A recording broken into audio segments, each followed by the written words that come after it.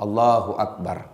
Disambung oleh disambung oleh Ibrahim alaihissalam, la ilaha illallah huwallahu akbar. Lalu Ismail alaihissalam menjawabnya dengan kalimat Allahu Akbar walillahil hamd.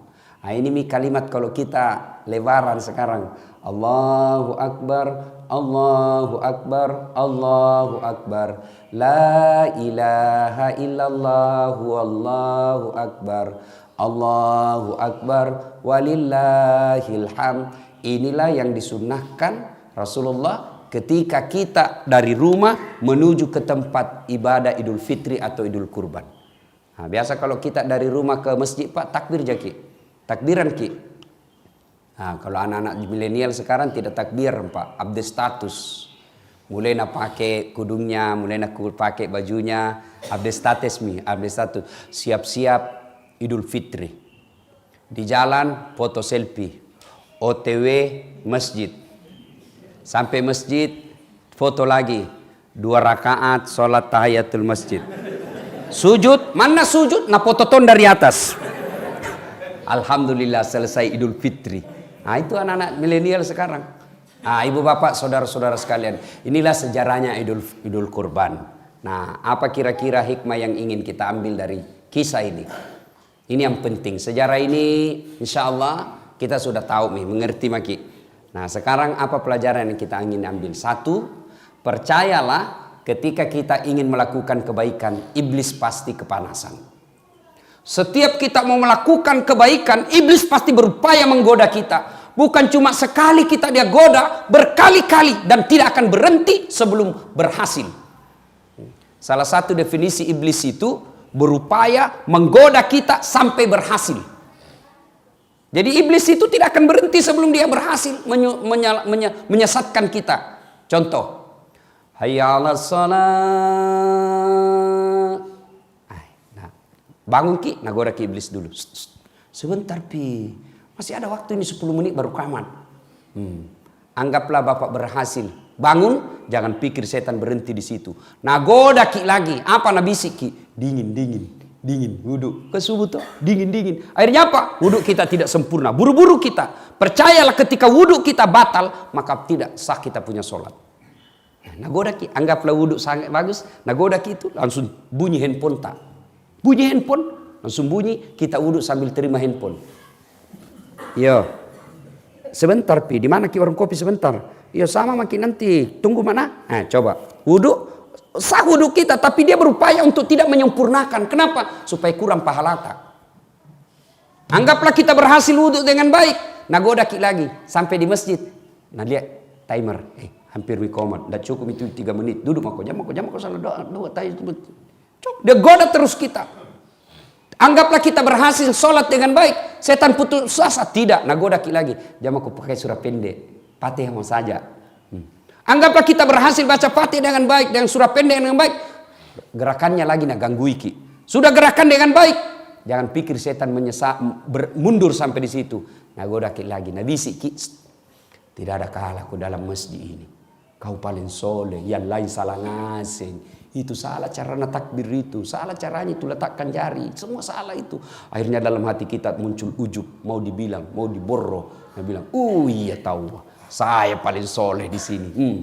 Masuk iblis. Auzubillah min dzalik. Nah, percayalah Bapak Ibu sekalian, termasuk sekarang Idul Kurban.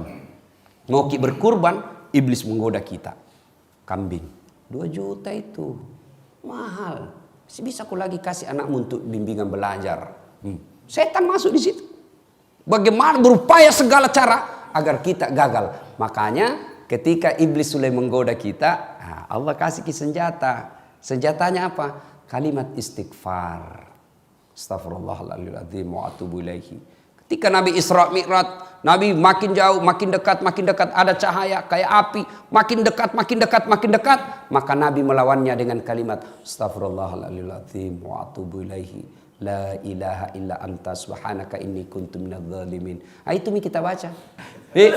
Sudah, inilah hikmah pertama bahwa harus selalu diingat ketika kita mau melakukan kebaikan, iblis pasti berupaya menggagalkan. Maka melawan godaan iblis itu dengan kalimat istighfar. Astaghfirullahaladzim wa atubu ilaihi. Suatu ketika datang anak muda bertanya kepada Nabi, "Ya Rasulullah, saya berbuat dosa." Maka Nabi berkata, "Bertobatlah." Tapi kuulang lagi. Nabi berkata, "Tobat kau sedek." Tapi kuulang lagi, tobat lagi. Buat iblis sampai putus asa untuk menggodamu. Nabi bilang lagi ini anak muda, "Jadi dosaku jadi besar." Ketahuilah ampunan Allah jauh lebih besar daripada dosa-dosamu. Itu enaknya Tuhan tak. Berdosa ki, datang ki, bertobat. Bukan marah-marah itu Allah kalau kita datang bertobat. Malah Allah janji kita, "Innallaha yuhibbut tawwabina." Saya cinta kepada hambaku yang bertobat. Beda kita manusia. Bapak datang minta maaf sama saya. Barangkali saya maafkan kita, tapi masih ada syaratnya. "Ustaz, maafkan Kak Di." "Kenapa?" "Dulu waktu pilwali itu kita suruh Kak bikin baleho 10. "Iya, 7 jiku bikin Ustaz. 3 hilang." "Saya maafkan kok bos, tapi jangan lagi lewat depan rumahku." Masih ada buntutnya Pak. Kalau Allah kita bertobat datang banyak dosa, Allah janji kita, "Saya cinta kok." Innallaha yuhibbut tawwabina. Ibu bapak saudara-saudara sekalian, hikmah yang kedua dari kisah ini bahwa ternyata aset yang paling berharga itu anak yang soleh. Coba saya tadi dalam sholat, waduh sempat menetes air mata saya. Luar biasa, saya ingat orang tua saya dengan kejadian tadi. Pak Imam, Ustadz Ikhwan, langsung ada si Ananda Umar. Baru belum dilupa Umar, baru ada gejala-gejala. Langsung Umar masuk luruskan bacaan. Subhanallah. "Pak, apa Bapak tidak bangga punya anak seperti itu?" "Jangan kita terlalu bangga kalau bahasa Inggris dia anak tak pintar." Pak, jangan kita. "Tahu jago itu anak Ustaz, masih SD pintar bahasa Inggris." "Apa jago anak bahasa Inggris?" "Itu makin di Inggris, anak-anak di sana bahasa Inggris semua." Betul Kak? Dari kecil sampai pikun orang di sana bahasa Inggris semua. Nggak jago itu Pak. Banyak yang begitu. Kursus bahasa Inggris mulai dari kelas 4 tahun bahasa Inggris mi. 10 tahun masih bahasa Inggris. Jangan Kak, kalau berdoa juga nanti tidak jadi bilang, "Oh my God, please help me my father." Taleka. Tidak begitu juga orang berdoa. Kenapa? Jangan makal anak muda. Serius kayak ini bos. Alhamdulillah ibu bapak adik-adik sekalian ya. Saya langsung ingat orang tua saya. Masya Allah. Bapak saya itu kodon tidak pernah belajar agama. Ibu saya juga tidak pernah belajar agama. Sekolah pun tidak cukup. Hanya pandai membaca menulis. Apa yang membuat saya kadang-kala tersentuh. Apa kita tidak bangga Pak? Orang tua tak tanya ki agama lalu kita jelaskan. Nah tanya, yang kasih podang ihe. Dek garek nawat di tempat tepak kuku kumeluk ki makaroba. Lalu kita jelaskan. Itulah bantuan kita kepada orang tua kita. Menunjukkan dia jalan yang lurus. Apa kita tidak bangga Pak? Punya anak ketika kita butuh pengetahuan agama. Dia hadir memberikan pengetahuan itu. Itu kekayaan tak paling berharga. Harta, emas, rumah, mobil. Tidak ada gunanya ketika kita sudah mati. Dan tidak bisa meluruskan iman kita itu. Malah bisa menyesatkan kita itu harta. Tapi anak yang soleh dan soleha Pak. Bangga maki Pak. Insya Allah. Pak itu tidak bangga. Begitu kita, tidak begitu caranya mak begini cocoknya. Subhanallah. Pada usia senja orang tua kita arahkan ke agama yang lebih dekat dengan Allah Subhanahu wa taala. Nah, sekarang orang tua hati-hati didik anak sekarang, Pak. Ya. Siapa yang didik anak tas sekarang? Handphone. Siapa yang didik anak tas sekarang? Warnet. Siapa yang didik anak kita sekarang? TV. Auzubillah min zalik. Saya doa mudah-mudahan tidak begitu anak tak, Pak. Ini ada baru-baru saya dapat informasi. Kelas 2 SMP. Berapa umurnya itu kalau kelas 2 SMP? Ya? 14 ya? 14-15 tahun. Apa yang terjadi? Sudah pernah berhubungan suami istri. Dan saya tanya, berapa perempuan kau kasih begitu? Dia bilang 5 mi. Saya ajak ngomong. Saya bilang, di mana kau lakukan? Di rumahnya itu perempuan. Beranimu itu. Dia bilang, bapaknya ibunya kerja semua Ustaz. Malam baru pulang. Apa mi kalau begini anak tak? Setengah mati dicarikan uang. Nah pakai rumah tak berzina. Kita bangga mi bagus rumah tak. Kita bangga kita dihormati orang. Kita bangga banyak duit tak. Kita bangga bermewah-mewah kita punya mobil. Tapi anak tak berzina di rumah tak tiap hari. Dan itu bukan cerita fiktif, itu banyak yang terjadi. Ini yang perlu. Momentum Idul Kurban ini, evaluasi apa anak tak ini seperti Ismail atau menjadi anak yang dekat dengan iblis. Tak ada gunanya anak tak tinggi sekolahnya kalau dia jauh dari agama. Begitu kita masuk di kubur, siapa yang doakan kita? Masuk di kubur, siapa doakan kita? Saudara tak? Jangan makin harap. Tanya diri tak masing-masing. Pernah tak kita doakan adik tak dalam 24 jam? Pernah kita doakan saudara tak dalam 24 jam? Jarang. Saya saja nak minta ke saudaraku baru saya doakan. Doakan kak dia? Ah iya gampang nih. Tapi ibu bapak lah yang selalu kita doakan setiap sholat. Orang tua tak ji. Nah kalau anak tak tidak tahu sholat, orang tua anak tak tidak pernah datang ke masjid berjamaah, anak tak tidak pernah kita dengar mengaji. Bayangan itu pak, di kuburan nanti sengsara hidup tak. Ayo, jangan sampai anak tak. Kita ini orang tua kan kadang gagal wujud cintanya baik, sayang mau nyayangnya anaknya bagus, tapi aplikasinya yang salah. Semangat cintanya kepada anak bagus, tapi cara cintanya itu yang salah. Dibelikan HP-nya smartphone. Itu bapak kalau belikan mi anak tas smartphone, lalu dia punya data. Oke, tidak ada datanya, tapi dia punya wifi. Dia dapat internet gratis. Saya ini dosen komunikasi. Banyak meneliti soal media. Dan itu amanah tak di mana dapat itu pak? Di mana dia dapat informasi porno-porno? Dari handphonenya. Coba maki. Suruh mi tulis di situ. Anak-anak kita pakai smartphone. Nah tulis saja itu di mesin pencari. Film porno. Indonesia blokir. Tapi ada lagi mesin yang bisa membebaskan blokir itu. Akhirnya apa? Pencariannya lari dulu ke Singapura. Tidak diblokir. Dia bisa buka. Dan keluarlah itu ratusan informasi tentang porno. Kalau kita dulu kecil pak, jangankan film, gambar saja tidak bisa didapat. Akhirnya apa? Kita tidak pernah pikiran yang jorok-jorok. Sudah itu tiap malam diterpa otaknya dengan pikiran-pikiran porno. Sudah itu malam anak tak kita kira jago ki, satu anak satu kamar, kita rusak itu anak tak.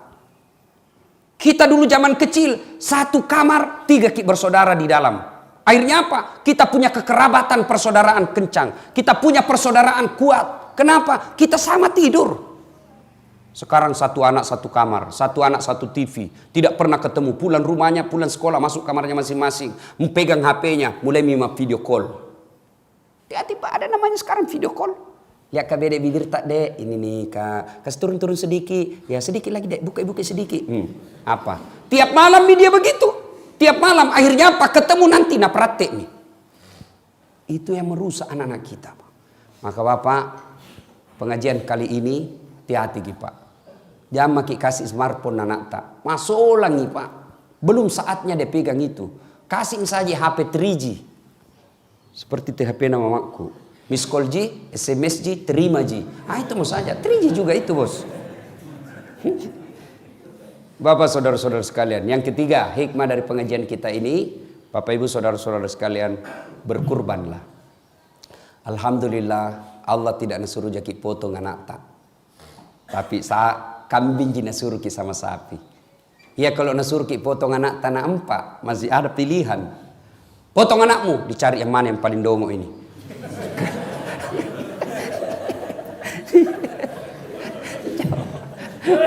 Tapi alhamdulillah Allah cuma minta kita ya diminta jaki kambing. Maka berkurbanlah. Jangan ki lagi saya tidak mampu Ustaz. Baru HP harga 2 juta. Paket data tak 150.000 per bulan. Itu kalau bapak sudah lakukan itu dan tidak berkurban, hati-hati pak. Nah cari ki nanti malaikat. Nah kasih bangkrut ki Allah. Banyak uang tak tapi tidak ada bisa dimakan. Banyak uang tak tapi tidak berkah. Kenapa? Karena kita tidak mau berkurban. Aneh sekarang ini pak. Banyak orang mampu tapi tidak mau berkurban. Saya ulang. Banyak sekarang ini orang mampu tapi tidak mau berkurban. Sebaliknya banyak orang mau berpoligami padahal dia tidak mampu. Ya betul toh? Nah ibu bapak saudara-saudara sekalian. Inilah tausiah kita pada taklim kita kali ini. Mudah-mudahan ada manfaat. Saya agak grogi sebenarnya ini. Kaku betul saya cara tidak bisa keluar ilmuku. Ada Ustadz Iwan bilang. Saya jaga diri nanti saya offside. Bapak saudara-saudara sekalian, inilah tausiah kita pada taklim kita kali ini. sebagai penutup saya ingin menyampaikan firman Allah. Bismillahirrahmanirrahim. Ya ayyuhalladzina amanu dukhulu fis silmi kaffatan wa la tattabi'u khutuwatis syaitan innahu lakum aduwwum mubin. Wahai orang-orang yang beriman, masuklah kalian ke Islam, ke dalam Islam secara sempurna. Jangan Islam pencitraan, jangan Islam karena mau pilkada dan lain sebagainya. Tapi Islamlah secara benar. Wala tattabi'u khutuwatis syaitan, dan janganlah engkau ikuti langkah-langkah setan, karena sesungguhnya setan itu musuh yang nyata bagi kalian. Mudah-mudahan ada manfaat. Sebelum saya akhiri, ini adik santri, ada yang bisa jawab pertanyaanku. Tadi Nabi siapa yang Ibrahim alaihissalam punya anak? Siapa nama anaknya? Siapa namanya anaknya? Satu? Ismail. Kasih hadiah. Yang bisa jawab jawaban. Ada hadiahnya. Mana Miko dong? Wah. Bukan lupa yuk kasih masuk Umar. Bukan rezeki Umar. Ya, nanti ada di mobil berarti.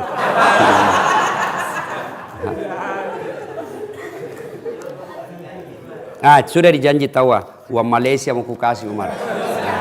Ya ambil ya, rezeki. Uang Malaysia, mudah-mudahan bisa pergi Malaysia Umar. Ya, Bapak saudara-saudara sekalian, inilah tausiah kita, mudah-mudahan ada manfaat. Satu lagi, apa hikmah dari pengajian tadi ini? Ada 3 dek. Ini yang hafal-hafal. Ada 3 apa? Ada yang tahu? Satu mau sebut. Siapa? Siapa? Ayo, ada lagi? Siapa? Ya, Pak. Menjadi anak soleh ya, dapat hadiah juga. Ini hadiahnya.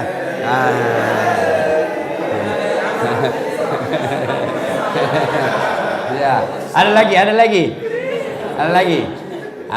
Ini hikmahnya ini Pak, makanya kalau pergi masjid di depan ki duduk. Depan gampang dapat hadiah, ya jauh belai. Itulah hikmahnya, orang di depan itu banyak pahalanya.